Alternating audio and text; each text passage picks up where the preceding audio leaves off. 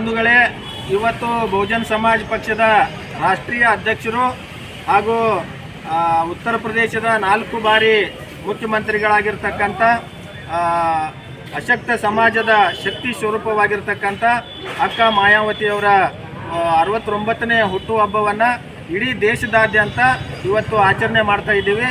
ಇವತ್ತು ನಾವು ಚಿಕ್ಕೋಡಿ ಜಿಲ್ಲೆಯ ವತಿಯಿಂದ ಅಕ್ಕ ಮಾಯಾವತಿಯವರ 69ನೇ ಜಯಂತಿಯನ್ನು ಸರ್ಕಾರಿ ಆಸ್ಪತ್ರೆಯಲ್ಲಿ ರೋಗಿಗಳಿಗೆ ಹಣ್ಣು ಮತ್ತು ಹಂಪಲ ಹಚ್ಚುವುದರ ಮೂಲಕ ಇವತ್ತು ಒಂದು ಅತ್ಯಂತ ಸರಳವಾಗಿ ಆಚರಣೆ ಮಾಡಬೇಕು ಅಂತ ಹೇಳಿ ನಮ್ಮ ರಾಷ್ಟ್ರೀಯ ಅಧ್ಯಕ್ಷರು ಆಗಿರ್ತಕ್ಕಂಥ ಅಕ್ಕ ಮಾಯಾವತಿಯವರು ಹೇಳಿದ್ರಿಂದಾಗಿ ಇವತ್ತು ನಾವು ಇಡೀ ಕರ್ನಾಟಕ ರಾಜ್ಯದಲ್ಲಿ ಅದೇ ರೀತಿ ಬೆಳಗಾವಿ ಮತ್ತು ಚಿಕ್ಕೋಡಿ ಜಿಲ್ಲೆಯಾದ್ಯಂತ ಇವತ್ತು ಪ್ರತಿ ಸರ್ಕಾರಿ ಆಸ್ಪತ್ರೆಯಲ್ಲಿ ಒಂದು ಹಣ್ಣು ಹಂಪಲ ಹಂಚುವ ಮೂಲಕ ರೋಗಿಗಳಿಗೆ ಅಕ್ಕ ಮಾಯಾವತಿಯವರ 69ನೇ ಹುಟ್ಟುಹಬ್ಬವನ್ನು ಆಚರಣೆ ಮಾಡ್ತಾ ಇದ್ದೀವಿ.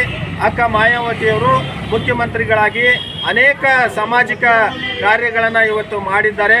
ಅವರಿಗೆ ಇನ್ನೂ ಹೆಚ್ಚಿನ ಆಯುಷ್ಯ ಆರೋಗ್ಯ ಕೊಟ್ಟು ಈ ಬಹುಜನ್ ಸಮಾಜ ಪಕ್ಷವನ್ನು ಈ ದೇಶದ ಪ್ರಧಾನಮಂತ್ರಿಯಾಗಿ ಬಾಬಾ ಸಾಹೇಬ್ ಅಂಬೇಡ್ಕರ್ ಕನಸನ್ನು ನನಸು ಮಾಡುವ ದಿಕ್ಕಿನಲ್ಲಿ ಅಕ್ಕ ಮಾಯಾವತಿಯವರು ತಮ್ಮ ಕೆಲಸ ಕಾರ್ಯಗಳನ್ನು ಮಾಡ್ತಾ ಇದ್ದಾರೆ.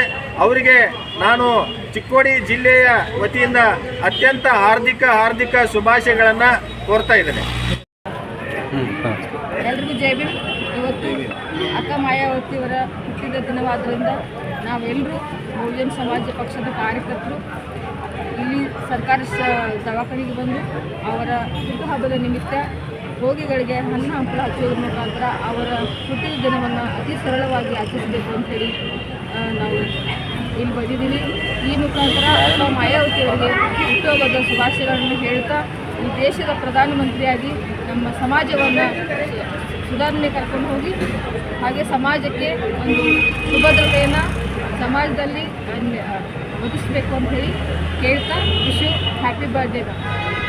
ಆತ್ಮೀಯ ಬಹುಜನ ಬಂಧುಗಳೇ, ಇವತ್ತಿನ ದಿನ ಜನವರಿ 15, 2025ರಂದು ಉಕ್ಕಿನ ಮಹಿಳೆ ಅಕ್ಕ ಮಾಯಾವತಿಯವರ 69ನೇ ಹುಟ್ಟುಹಬ್ಬದ ನಿಮಿತ್ತವಾಗಿ ನಾವು ಅಥಣಿಯ ತಾಲೂಕು ಆಸ್ಪತ್ರೆಯಲ್ಲಿ ಹಣ್ಣು ಹಂಪಲನ್ನು ಹಂಚುವ ಮೂಲಕ ಬಹುಜನ್ ಸಮಾಜ ಪಕ್ಷದ ಅಧಿನಾಯಕಿ ಅಕ್ಕ ಮಾಯಾವತಿಯವರ ಹುಟ್ಟುಹಬ್ಬವನ್ನು ಅತಿ ಸರಳವಾಗಿ ಆಚರಣೆಯನ್ನು ಮಾಡ್ತಾ ಇದ್ದೀವಿ. ಅಕ್ಕ ಮಾಯಾವತಿಯವರಿಗೆ ಆಯುಷ್ಯ ಮತ್ತು ಆರೋಗ್ಯ ಅತಿ ಹೆಚ್ಚಾಗಿ ಆಗಲಿ, ಅದೇ ರೀತಿಯಾಗಿ ದೇಶದ ಪ್ರಧಾನಮಂತ್ರಿ ಅಕ್ಕ ಮಾಯಾವತಿ ಆಗಲಿ ಅಂತ ಆಶಿಸ್ತಾ ನನ್ನ 2 ಮಾತು ಮುಗಿಸ್ತೀನಿ. ಜೈ ಭೀಮ್, ಜೈ BSP.